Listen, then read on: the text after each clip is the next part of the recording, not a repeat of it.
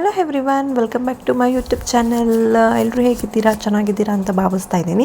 ಇನ್ನು ನನ್ನ ಯೂಟ್ಯೂಬ್ ಚಾನಲ್ಗೆ ಯಾರು ಸಬ್ಸ್ಕ್ರೈಬ್ ಮಾಡಿಲ್ಲ, ದಯವಿಟ್ಟು ಸಬ್ಸ್ಕ್ರೈಬ್ ಮಾಡಿ, ಲೈಕ್ ಮಾಡಿ, ಶೇರ್ ಮಾಡಿ, ಕಮೆಂಟ್ ಮಾಡಿ. ಆ್ಯಂಡ್ ನಾನಿವತ್ತು ನಿಮಗೆ ಈಸಿಯಾಗಿರೋ ಬೆಳ್ಳುಳ್ಳಿ ಚಿತ್ರಾನ್ನ ಮಾಡೋದು ಹೇಗೆ ಅಂತ ಹೇಳ್ಕೊಡ್ತೀನಿ. ಇದಕ್ಕೆ ಏನೇನು ಬೇಕು ಅಂದರೆ ಶುಂಠಿ, ಬೆಳ್ಳುಳ್ಳಿ, ಮೆಣಸಿನ್ಕಾಯಿ, ಕ್ಯಾಪ್ಸಿಕಮ್, ನಿಂಬೆಹಣ್ಣು ಆ್ಯಂಡ್ ತೆಂಗಿನ ತುರಿ ಬೇಕಾಗುತ್ತೆ. ಸರಿನಾ?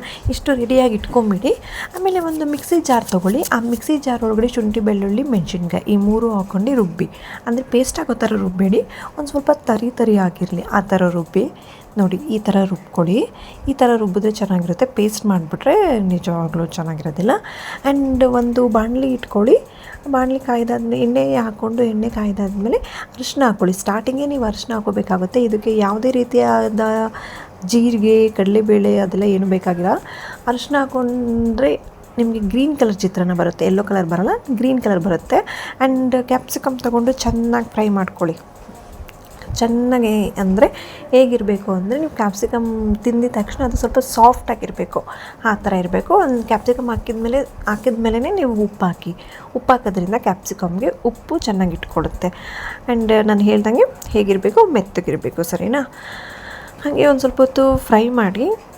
ಈ ಚಿತ್ರಾನ್ನ ನೀವು ತಿಂದರೆ ನೀವು ನಿಜವಾಗ್ಲೂ ಡೈಲಿ ಚಿತ್ರಾನ್ನ ಮಾಡಿಕೊಡು, ಮಾಡಿಕೊಡು ಅಂತ ಅಂತೀರ. ಅಷ್ಟು ತುಂಬ ಚೆನ್ನಾಗಿರುತ್ತೆ. ಸರಿನಾ? ಆ್ಯಂಡ್ ನೀವು ಏನು ಪೇಸ್ಟ್ ಮಾಡ್ಕೊಂಡಿರ್ತೀರ ಅದನ್ನು ಕೂಡ ಹಾಕ್ಕೊಂಡು ಚೆನ್ನಾಗಿ, ಅಂದರೆ ಅದು ಹಸಿ ವಾಸನೆ ಹೋಗೋ ಥರ ಫ್ರೈ ಮಾಡ್ಕೊಳ್ಳಿ. ಇದು ಫ್ರೈ ಮಾಡಬೇಕಾದ್ರೆ ಸ್ಮೆಲ್ ಮಾತ್ರ ಆಸಮ್ ಆಗಿರುತ್ತೆ. ಇನ್ನು ತಿನ್ನಬೇಕು ಅಂತಲೇ ಇರುತ್ತೆ, ಅಷ್ಟು ಚೆನ್ನಾಗಿರುತ್ತೆ. ಅದನ್ನು ಸ್ವಲ್ಪ ಚೆನ್ನಾಗಿ ಫ್ರೈ ಮಾಡ್ಕೊಳ್ಳಿ. ಸರಿನಾ? ಹಸಿ ವಾಸನೆ ಹೋಗಬೇಕು. ಹಸಿ ವಾಸನೆ ಹೋಗೋವರೆಗೂ ಫ್ರೈ ಮಾಡಿ.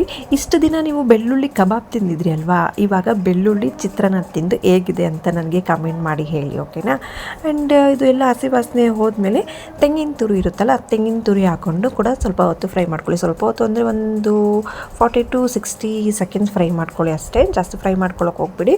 ಫ್ರೈ ಮಾಡ್ಕೊಂಡಾದ್ಮೇಲೆ ಅಂದರೆ ಅಂಡಿಡಿಯೋ ಸಾಧ್ಯತೆಗಳೆಲ್ಲ ಇರುತ್ತೆ. ಏನಕ್ಕಂದರೆ ಶುಂಠಿ, ಬೆಳ್ಳುಳ್ಳಿ ಹಾಕಿರ್ತೀವಲ್ಲ, ಅದಕ್ಕೆ ಅಂಡಿಡಿಯೋ ಸಾಧ್ಯತೆ ಇರುತ್ತೆ. ಸ್ವಲ್ಪ ಕೈ ಆಡಿಸ್ಕೊಳ್ಳಿ.